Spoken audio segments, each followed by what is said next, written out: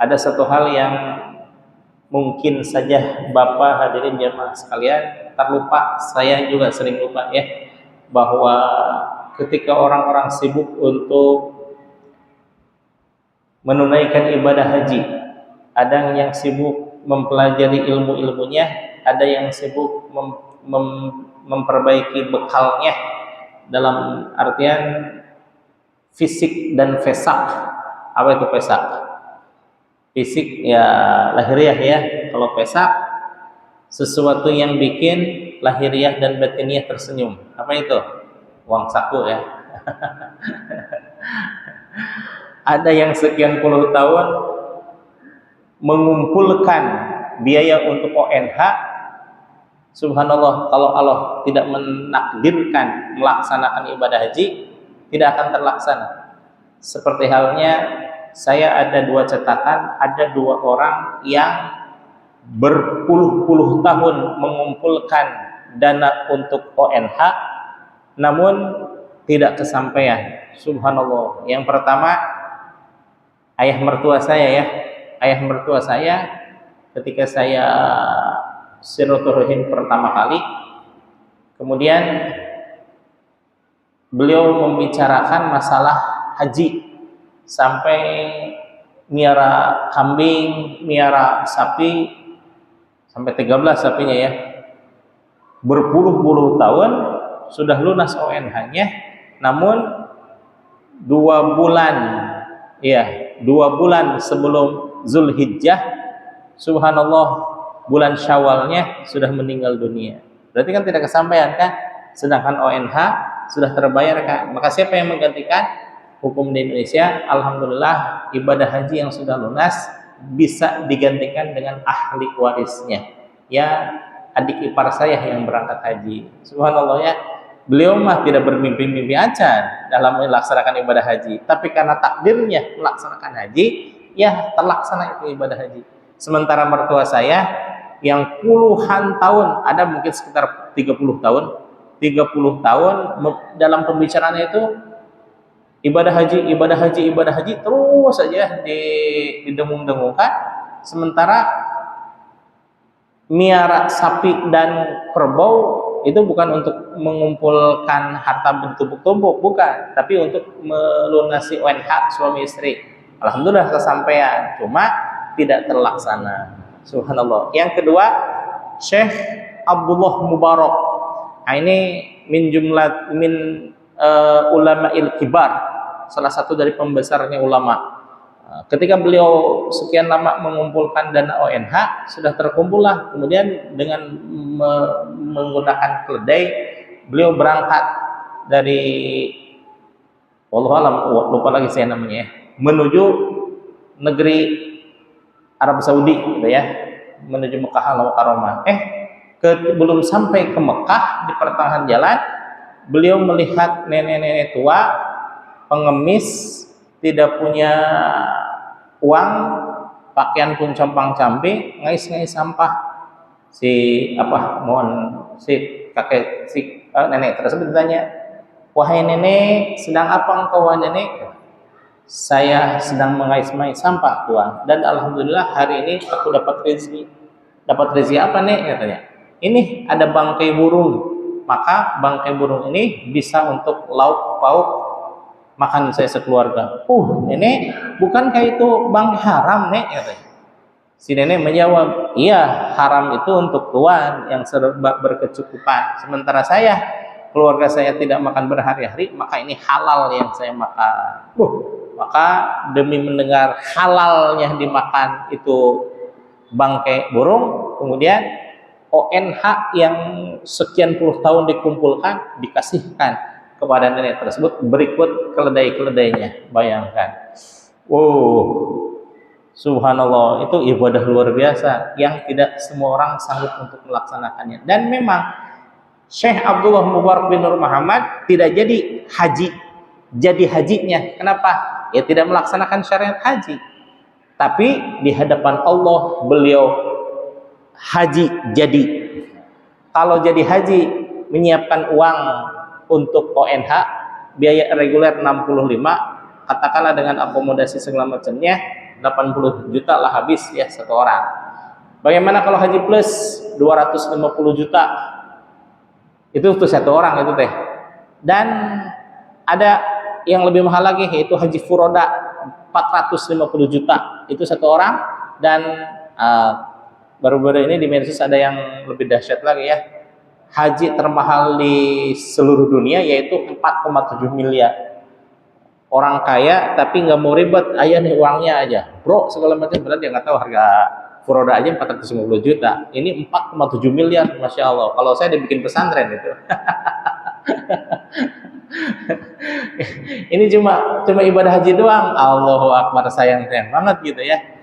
Kalau ibadah haji kan untuk sendiri manfaatnya. Sementara untuk membangun pesantren itu umat banyak yang merasakannya manfaatnya. Nah, kalau seandainya fisik belum memungkinkan, vesak juga uang saku belum memungkinkan, ada satu hal yang terlupa dan ini pun saya sering lupa. Mudah-mudahan mulai hari ini Bapak hadirin dan saya tidak akan lupa selamanya. Apa itu?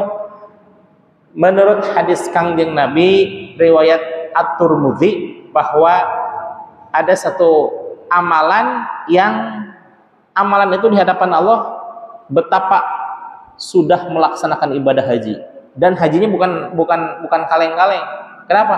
Taman hajatuhu, yang sempurna hajinya. Allahu Akbar. Apa tuh?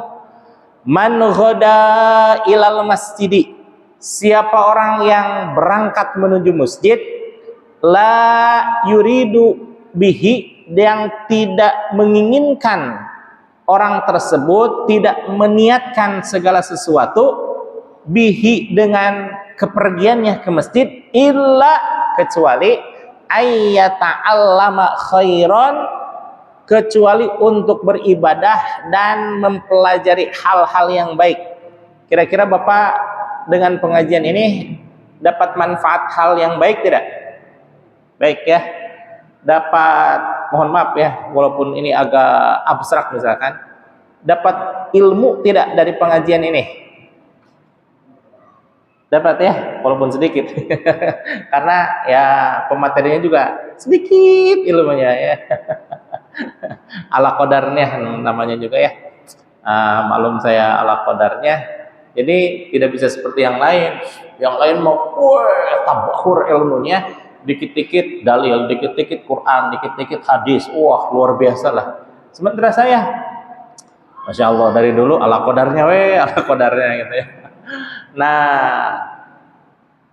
Bapak sudah dapat nih mencari ilmunya, au yu'allimahu, atau mengajarkannya, baik yang belajar atau yang mengajar, karena ka'ajri lahu hajin, subhanallah, maka bagi orang tersebut yang datang ke masjid dengan niat beribadah dan untuk mendengarkan, mempelajari ilmu pengetahuan, au yu'allimahu, atau mengajarkannya,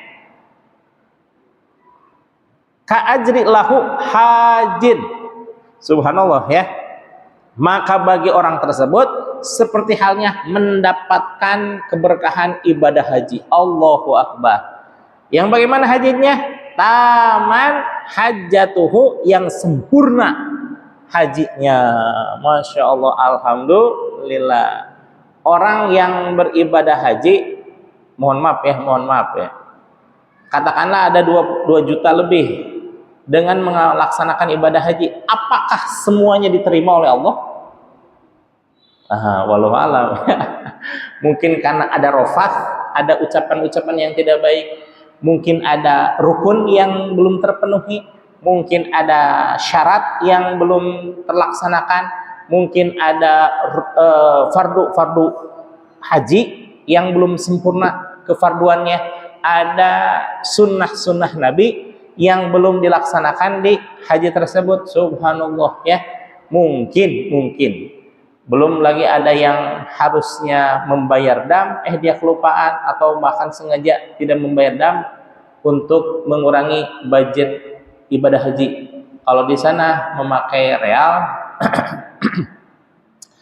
Bakso aja 50.000 katanya. Ada yang 40, ada yang 40, ada yang 50.000 lah katakan. Bakso 50.000, padahal di kita mah cuma 10.000 ya. Di kita domba katakanlah 4 juta lah ya, 4 juta. Kalau untuk hari-hari biasa domba itu 2 juta. 2,5 juta lah ya. Dikali 5, maka 2,5 kali 5, 12.500.000 ya. Iya betul 12.500.000 ya. 12.500.000 taruhlah minimalnya 10 juta. Harga domba di sana 10 juta.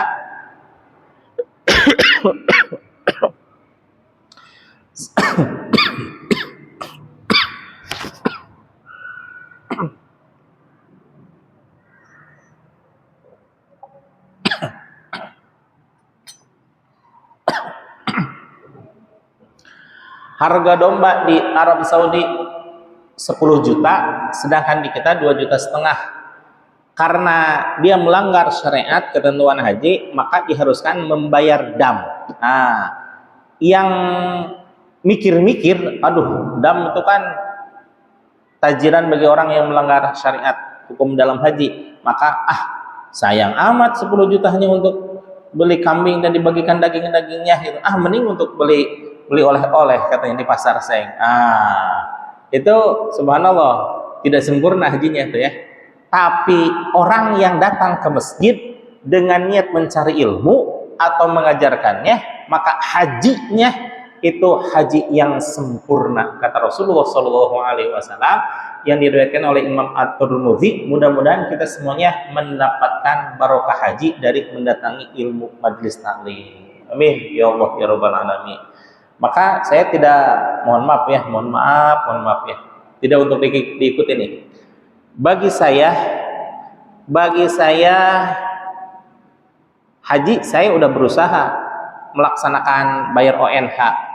Yang pertama udah nabung sekian tahun gitu ya. Kebetulan saya perlu ngecor nih. Waduh, kurang atuh uangnya Mi katanya. Diambil aja dua-duanya. Diambil dua-duanya, tidak jadi. Selang beberapa bulan kemudian ada rezeki untuk ONH, bukan ONH 25 juta, bukan. Ini maksudnya buat cicilan gitu ya. Cicilan, Mbak, saya mau nabung lagi. Oke, katanya. Nabung gitu ya. Sekian nabung sekian tahun, ditarik lagi karena untuk beli keramik dulu ya. Nah, sampai yang ketiga itu, sampai istri saya malu ya, ditanya oleh bagian customer service deh, ini bapak yang dulu ditarik ya? Iya katanya. Ini semua serius nggak itu katanya? Iya insya Allah serius katanya. Kalau istri alhamdulillah udah sampai cukup 25 juta ya. Saya udah cukup 25 juta karena dulu tenon lah. Buat beli besi, buat beli sepi, buat beli besi gitu ya. Saya mikir, aduh gimana ini ya, kalau nggak ditarik saya nggak bisa ngebangun, tapi kalau ditarik bisa haji, tapi tidak bisa ngebangun. Akhirnya kebetulan diambil, ditarik itu, hajinya gitu ya. Saya udah gugur, tapi istri saya masih jalan terusnya, alhamdulillah ya. Prinsip saya, mohon maaf tidak untuk diikuti ya. Bagi saya ibadah haji itu khusus antara pribadi dengan Allah. Dengan melaksanakan hadir ke majelis taklim dengan niat belajar atau mengajar, itu sudah mendapatkan ibadah haji di hadapan Allah. Padahal di hadapan manusia boro-boro ya, terdapat uang acan gitu ya. Nah, kita ingin penilaian dari manusia atau dari Allah? Tentu dari Allah kan? Dari Allah. Kalau dapat penilaian dari manusia, kita semua udah pada haji ini. Berdasarkan hadis Kangjeng Nabi barusan ya, At-Tirmidzi. Kenapa? Hajinya udah berkali-kali, ngajinya seminggu berapa kali gitu ya. Alhamdulillah. Nah, buat saya karena ibadah haji itu menggunakan uang nominal minimal 65 juta, dan saya ada kewajiban yang lain, maka saya mendahulukan kewajiban. Kenapa? Kalau haji infirodi, hanya untuk manfaatnya, udah ibadah haji aja sudah menyempurnakan keislaman, rukun Islam yang 5. Tapi kalau bangun pesantren, wah, ini berapa pribadi yang terberkahi dengan adanya sekolah. Orang tua senang, alhamdulillah, anak pun senang, saya sebagai pengajar juga senang, alhamdulillah. Berarti katakanlah 400 orang terlibat dalam satu komunitas sekolah, merasa senang dengan adanya pembangunan. Satu berbanding 400, satu tadi haji manfaatnya 1 orang. Kalau membangun 400 orang, milih yang mana? 400 kan? Nah, 400 orang terberkahi dengan adanya sekolah, maka saya memilih, walaupun beberapa kali 3 kali gagal untuk bayar ONH, tapi saya alhamdulillah istilah kata tidak mengecewakan komunitas sivitas komunika sekolah, maka saya lebih memilih untuk menggugurkan ibadah haji saya demi pembangunan bisa tetap berjalan. Tidak perlu diikuti ya, tidak diikuti. Kalau bapak-bapak mah santai, langsung gesek aja udah keluar novel. Kalau saya mah susah, belum sampai makomnya gitu ya. Nah, gitu ya, ibadah haji. Lagian kalau ibadah haji, hakikat ibadah haji itu apa? Ibadah haji adalah perjalanan seseorang dari masjid menuju ke masjid. Mekah yang dituju masjid apa? Masjidil Haram. Madinah yang dituju masjid apa? Masjid Nabawi. Kembali ke tanah air, sujud syukurnya di mana? Di masjid juga gitu ya. Nah, berarti untuk bisa melaksanakan perjalanan haji tersebut, nggak usah kita kening ini sujud dulu di tanah Mekah dan Madinah, baru kita ke masjid. Sebelum itu terjadi, maka sujudkan saja kening kita di masjid dan musola yang merupakan miniatur dari Masjidil Haram dan Masjid Nabawi, di mana saja, kapan saja, dan dalam bagaimanapun keadaannya. Gitu ya. Jadi saya lebih tertuju dengan hadis tersebut yang untuk memantaskan diri kita supaya pantas dipanggil oleh Allah untuk melaksanakan ibadah haji. Amin ya.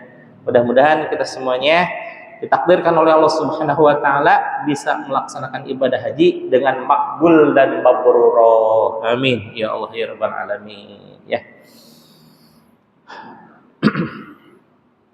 Baik Bapak Ibu, Bapak hadirin jemaah sekalian, kemarin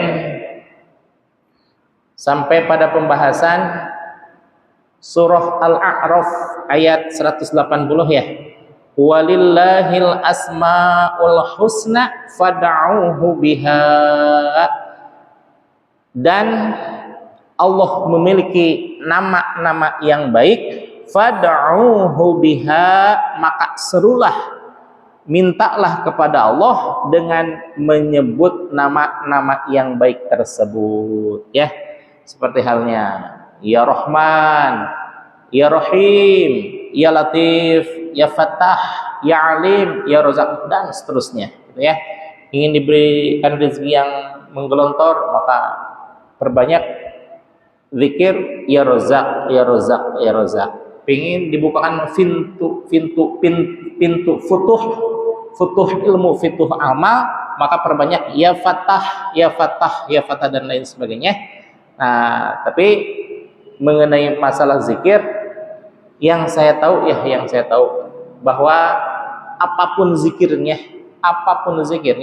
zikir, banyaklah zikir itu ya, dari mulai subhanallah, alhamdulillah, Allahu akbar, la haula wala quwata illa billahil aliyyil azim, dan lafaz-lafaz yang lain, tetap yang menjadi keutamaan paling afdolnya lafaz tidak ada lagi kecuali la ilaha illallah. Karena berdasarkan hadis Kangjeng Nabi, afdalu ma qultu ana, dengan jelas Rasul menyatakan bahwa yang seutama-utama ucapan yang aku lafazkan wan nabiyuna min qabli, dan para nabi sebelumku adalah kalimat la ilaha illallah, ya. Maka kalau seandainya ada seseorang yang sibuk dengan zikir kalimat la ilaha illallah, saking cintanya dengan kalimat la ilaha illallah, dia hanya menyibukkan diri dengan lafaz itu aja, la ilaha illallah, la ilaha illallah, la ilaha illallah. Mau makan, mau sholat, mau tidur, mau belajar, mau bekerja dan lain sebagainya, la ilaha illallah aja. Nah, maka bagi dalam hadis kanjeng Nabi, bagi orang yang sibuk dengan zikir, maka apa yang dia doa lebih Allah gelontorkan ketimbang orang yang berdoa meminta sesuatu. Artinya la ilaha illallah, la ilaha illallah, la ilaha illallah. Dalam lafaz itu ada nggak kalimat ya Allah bukakanlah pintu rezeki? Ada nggak? Nggak ada. Ya Allah bukakanlah pintu ilmu. Ada nggak?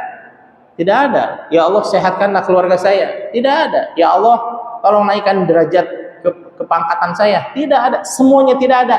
Kalimat tersebut hanya menafikan segala sesuatu. La ilaha, tidak ada Tuhan. Kalau dalam Arab Selatan, ilaha ilahun itu adalah di mana Tuhan.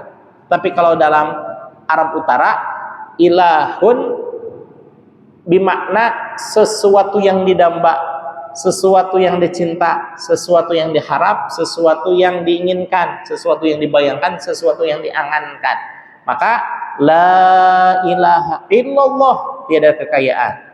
La ilaha illallah, tiada kepangkatan. La ilaha illallah, tiada popularitas, tiada kekuatan, tiada segalanya, menafikan seluruhnya yang ada, illallah, kecuali Allah. Nah, orang yang sibuk dengan kalimat zikir tersebut, maka apa yang dia minta justru lebih Allah berikan ketimbang orang yang meminta. Mending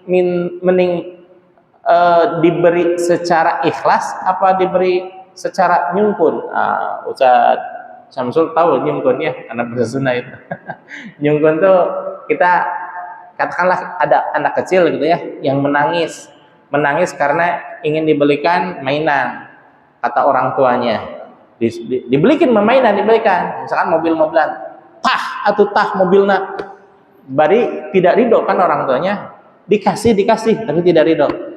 Ada lagi seorang anak yang tidak pernah meminta sesuatu, sementara dia punya amaliyah, punya ahwaliyah, melaksanakan segala sesuatu yang dicintai orang tuanya. Apa itu? Bangun tidur beres-beres kasur, bangun tidur langsung gosok gigi, mandi, kemudian sholat qiyamul lail dan sebagainya. Tanpa disuruh orang tua, sholat di masjid. Tanpa disuruh orang tua, rajin belajar. Tanpa disuruh orang tua, rajin membantu orang tuanya. Kira-kira kalaupun dikasih antara dua anak ini, mana yang lebih dikasih? Sebagai orang tua. Kalau saya lebih memilih anak yang tidak minta sesuatu, tapi selalu mengerjakan apa yang kita senangi. Ya, sama halnya juga dengan manusia. Allah pun kurang lebih seperti itu, memberikan sesuatu. Ada yang nyungkun, ada yang betul-betul Allah ridho kepada orang tersebut. Nah, mudah-mudahan kita melaksanakan segala sesuatu karena ingin ridho Allah, dan Allah pun ridho memberikan apa yang kita mau, ya. Apakah wajar kalau manusia memiliki keinginan? Wajar, nama juga manusiawi, ya. Jangankan kita, Nabi pun ada keinginan. Apa itu keinginan Nabi dan wali? Ingin dicintai Allah. Nabi mah keinginannya ilahi anta maksudi wa ridhoka matlubi. Nah, di sini nih, a'tini mahabbataka wa ma'rifataka. hunjamkan ke dalam dada kami ya Allah rasa cinta dan makrifat kepadamu. Bukan kayak itu keinginan, keinginan juga, walaupun keinginannya berbeda ranah dengan kita. Kalau saya, mohon maaf kalau saya mana ya, ecek-ecek saya mah, pengen makan, pengen jalan-jalan, pengen megang barang yang diinginkan. Kalau nabi dan wali jauh dari hal seperti itu. Apa tuh yang keinginannya? Keinginannya hanya ingin dicintai Allah, keinginannya ingin bermakrifat dan lain sebagainya ya. Mudah-mudahan kita semuanya menuju ke arah situ. Kalaupun saat ini hanya ingin bisnis lancar, ingin rumah mewah, ingin kendaraan yang mewah dan lain sebagainya, itu mah wajar. Tapi sedikit demi sedikit tanggalkan semua keinginan-keinginan tersebut, yang ada hanyalah keinginan rahmat dan ridho Allah, gitu ya. Nah, mudah-mudahan suatu saat nanti, entah besok atau lusa, pekan depan atau bulan depan, Allah betul-betul menghunjamkan rasa cinta kepada kita, sehingga kalau bicaranya masalah cinta, jauh anggang teteang ya Ustaz Zamsul ya. Walaupun jauh panas kehujanan, tetap aja karena cinta ada anak. Misalkan saya tuh ya, putra saya lagi mondok di Banten, walaupun jauh, walaupun sehari semalam menghabisin waktu untuk nengok saja, karena cinta datang aja ke sana, gitu ya. Beda cinta ya. Nah, insya Allah mudah-mudahan kita dengan mempelajari Sirrul Asrar pun ini sebagai upaya untuk mendapatkan cintanya Allah ya. Baik, walillahil asmaul husna fad'uhu biha. Di dalam surah Al-A'raf ayat 180 Allah menyatakan bahwa sesungguhnya Allah memiliki nama-nama yang sangat baik. Fad'uhu biha, maka serulah kepada Allah ketika engkau meminta, biha, dengan nama-nama yang sangat baik tersebut ya. Wahadhihi, dan adapun ini semua, isyaratun, adalah sebuah isyarat, ila annal asma'a, bahwa sesungguhnya nama-nama itu mahallus syughli, adalah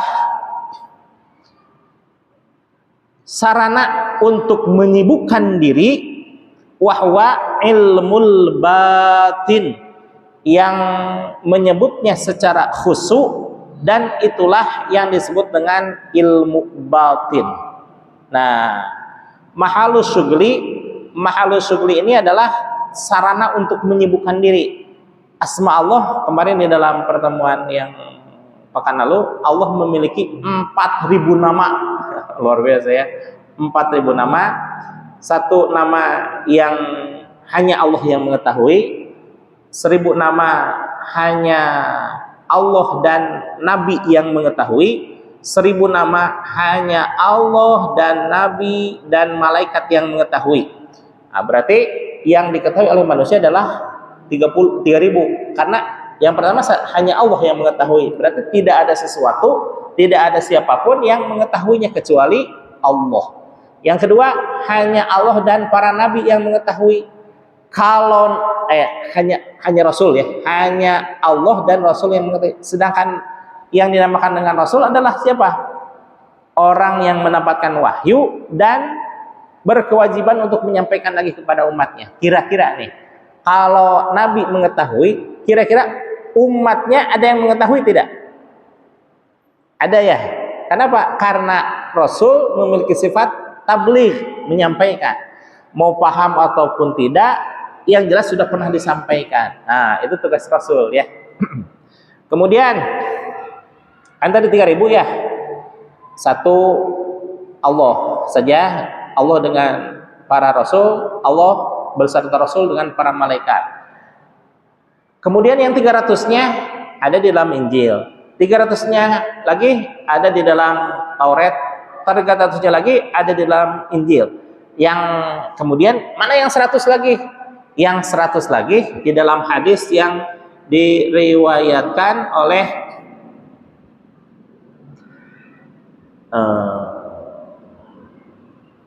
Mana ya?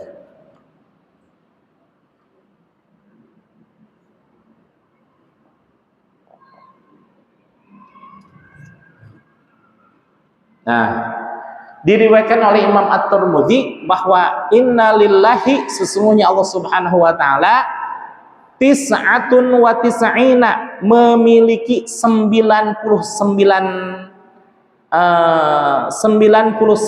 isman, yang memiliki 99 nama. Man ahsoha, siapa yang menghitung atau menghafalnya, dakhalal jannah, maka dia insyaallah akan masuk surga.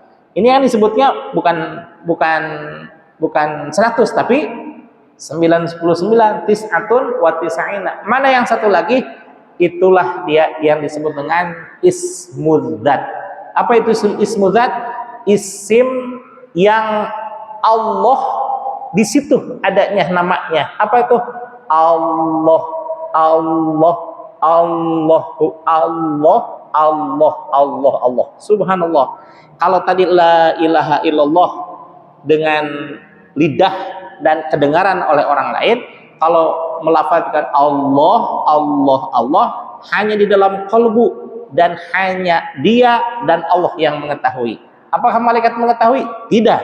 Malaikat tidak diizinkan oleh Allah untuk mengetahui kalimah yang ada di dalam kalbu seseorang yang mendengungkan lafaz Allah, Allah, Allah. Di dalam TKN itu lafaz Allah memang tidak boleh dijaharkan gitu ya, misalkan Allah, Allah, Allah, Allah. Namun kalau seandainya misalkan, mohon maaf ya, Habib Munzir sanad dari gurunya, lafaz itu tidak dikhafikan tapi dilafazkan di dalam mulut, maka ya silahkan itu berdasarkan riwayat gurunya masing-masing. Tapi kalau saya ismudzat itu harus disembunyikan, namanya juga khafi ya, khafi. Nunduk aja kayak orang nundutan gitu ya. Apa nundutan? Hampir ngantuk gitu. Udah mah diam saja, kemudian menjamkan mata, kemudian tidak bersuara. Persis kayak orang nunutan. Cuma agak bedanya, kalau nunutan mungkin sedikit-sedikit geledak gitu. Apalagi tadi sholat Jumat tuh banyak yang yang nunutannya. Tapi kalau ada orang yang miring tuh kepalanya, arahnya ke latifatul qalbi, miring kepala itu. Bukan begini nunduknya, tapi begini. Kalau orang yang seperti itu bukan nunutan, insya Allah. Kenapa? Karena dia sedang mengamalkan ilmu yang didapat dari Rasulullah melalui guru-gurunya sampai kepada Rasulullah. Itulah yang disebut dengan zikir khafi. Sebut apa katanya? Zikir khafi ya. Terkait dengan khafi, mohon maaf. Jadi saya jadi ingat satu nama yang ada khafinya ya.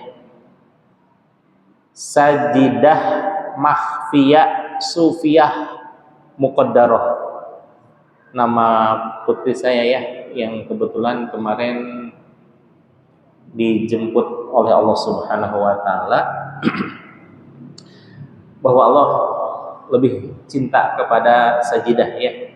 Namun sebagai manusia biasa, tetap saya mohon doanya kepada hadirin jemaah sekalian untuk keberkahan, untuk ketabahan dan keberkahan ayah di alam kuburnya menjadi wildanatun mukhalladah, orang yang bisa menjemput kita nanti di padang mahsyar. Sengaja sajidah itu saya kasih nama, tapi 2 tahun yang lalu kata istri saya, jangan pakai ini katanya, terlalu berat. Kenapa? Sajidah, orang yang senantiasa bersujud, artinya orang atau perempuan yang taat kepada Allah Subhanahu wa taala, dan ketaatannya itu dibuktikan dengan selalu bersujud. Makhfiyah, nah tadi kan tersembunyi ya. Khafi, zikir yang tersembunyi, zikir yang tidak terdengar, zikir yang tidak terdeteksi. Makhfiyah, menyembunyikan ketaatannya di hadapan manusia. Masya Allah ya, taatnya hanya untuk Allah, tapi tidak ingin diketahui oleh manusia. Itulah sajidah makhfiyah. Kemudian ditambahkan sufiyah muqaddarah, yang ditakdirkan untuk menjadi manusia, untuk menjadi perempuan yang suci. Wah, subhanallah ya. Saya tuh berharap anak perempuan ini betul-betul tawadhu, betul-betul taat kepada Allah dan Rasul serta kepada orang tuanya, tapi tidak ingin dikenal oleh masyarakat sekitar, gitu ya. Hanya orang-orang tertentu saja yang mengetahui tentang ibadahnya, seperti Siti Robiah Al-Adawiyah lah gitu ya, menyembunyikan ibadahnya, ternyata di hadapan orang-orang, apa itu katanya, itu orang pemalas dan lain sebagainya. Ternyata di hadapan Allah beliau sebagai wanita sufiah. Subhanallah ya. Mudah-mudahan sesuai dengan apa yang diinginkan kami selaku orang tuanya, bahwa Ananda Sajidah bisa menghantar kami ke keridhaan Allah Subhanahu wa taala dan menjadikan orang tuanya menjadi pribadi yang betapa ingin untuk mendekatkan selama dirinya kepada Allah Subhanahu wa taala, dan semua kebaikan-kebaikannya mudah-mudahan tercapai. Ala hadhihi niyah wa ala kulli niyatin sholihah. Al-Fatihah. A'udzu billahi minasyaitonir rajim. Bismillahirrahmanirrahim. Alhamdulillahirabbil alamin arrahmanir rahim maliki yaumiddin. Iyyaka na'budu wa iyyaka nasta'in. Ihdinas siratal mustaqim. Siratal ladzina an'amta 'alaihim ghairil maghdubi 'alaihim waladdallin. Amin.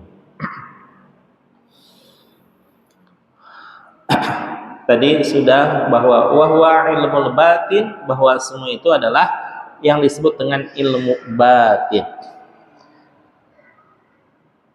Kemudian wal ma'rifatu, dan adapun kemakrifatan, natijatu asma'it tauhidi, adalah puncak atau tujuan dari asma tauhid, dari semua ilmu-ilmu tentang berkaitan dengan tauhid.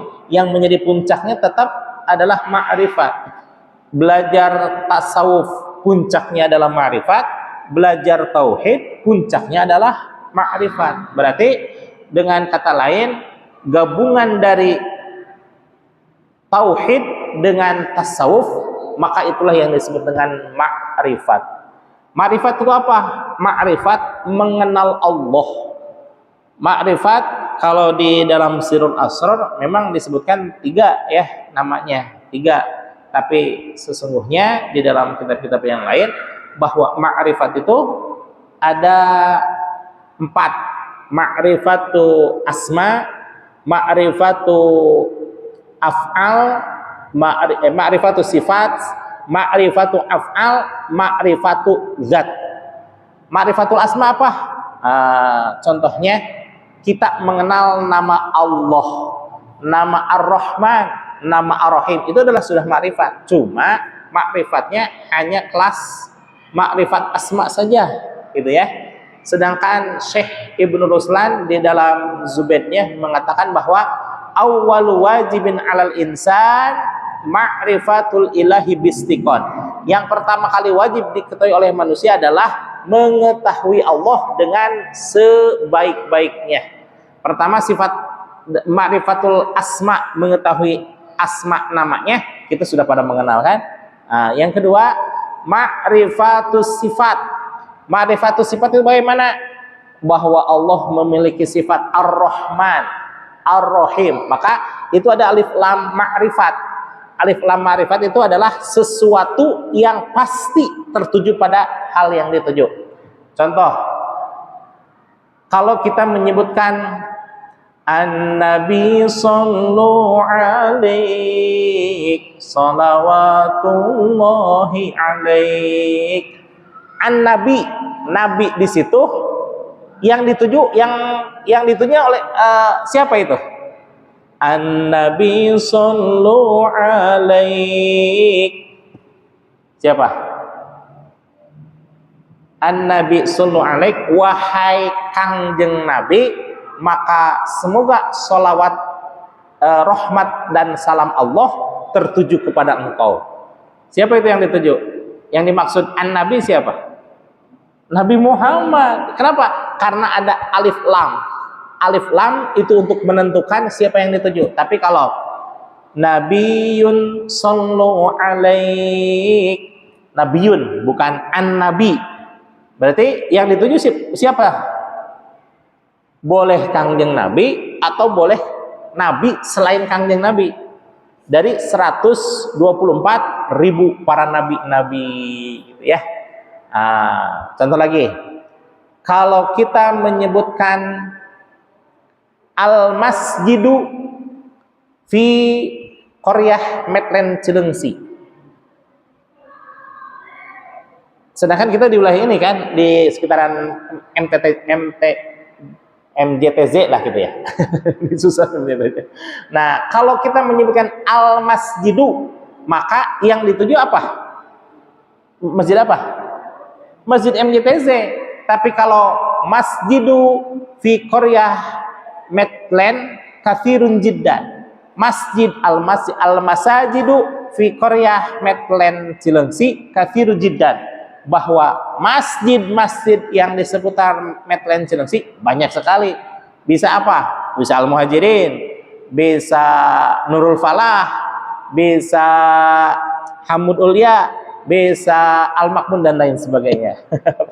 Yang di sini itu Metlen Cilengsi itu ada satu forum yang namanya FSMMM.